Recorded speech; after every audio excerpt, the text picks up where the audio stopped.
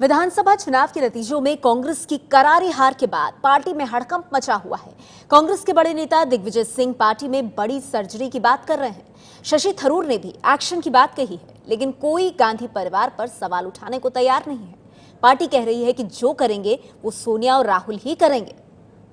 Action की तो जरूरत है, हाईकमान कहते हैं वो निश्चय करेंगे किस किस्म के एक्शन, लेकिन एक्शन की जरूरत है। कांग्रेस को सिर्फ चिंतन की जरूरत नहीं है, कुछ एक्शन की जरूरत है।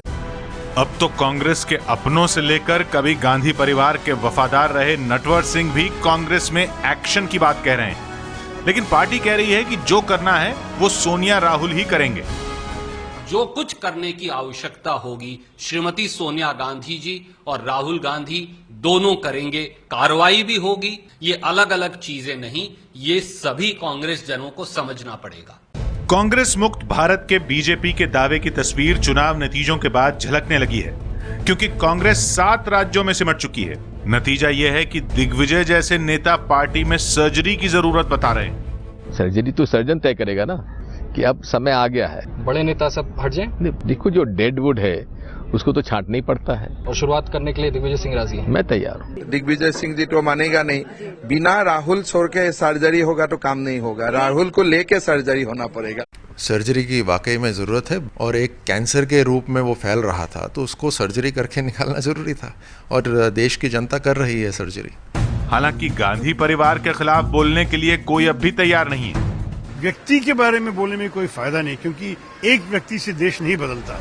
ये वही पार्टी है जो निगम चुनाव में 4 सीट जीतने का श्रेय तो राहुल गांधी को देती है, लेकिन हार की जिम्मेदारी उन पर डालने के लिए कभी तैयार नहीं होती। हमें बड़ी खुशी है कि कांग्रेस यहाँ पे 4 सीटें जीती है। खास तौर के ऊपर ये राहुल जी की जीत है। It is the state leadership who decided the election strategy. Ultimately when the final results are out we will decide who went wrong and who is responsible. Rahul Gandhi के उपाध्यक्ष बनने के 3 साल में केंद्र की सरकार गंवाने के अलावा 25 में से 19 विधानसभा चुनाव पार्टी हार चुकी है। 3 साल में 10 राज्य कांग्रेस गंवा चुकी है, जबकि राहुल के नेतृत्व में कांग्रेस सिर्फ कर्नाटक और पुदुचेरी में ही विपक्ष से सत्ता छीन पाई है। पश्चिम बंगाल में लेफ्ट और तमिलनाडु में डीएमके से गठबंधन फेल रहा। अगले साल पंजाब और यूपी के लिए भी पार्टी में जोश नहीं दिख रहा है।